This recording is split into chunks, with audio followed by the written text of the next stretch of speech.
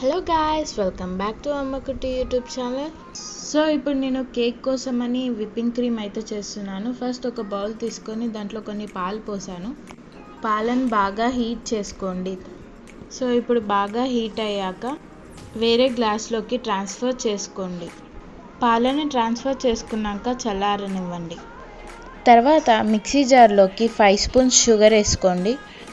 షుగర్ని బాగా మెత్తగా గ్రైండ్ చేశాక మనం ఇందాక పక్కన పెట్టుకున్న పాల గ్లాస్ని తీసుకొని కొంచెం షుగర్ వేసుకొని కలుపుకోండి.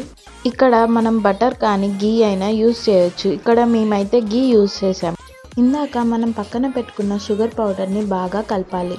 గీ టెక్స్చర్ వచ్చిన తర్వాత మనం ఇందాక వాడిన షుగర్ పౌడర్ని తీసుకొని ఇలా కలుపుకోండి.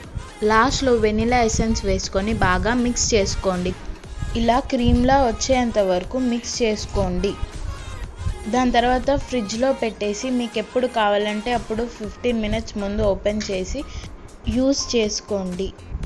Please like, share and subscribe.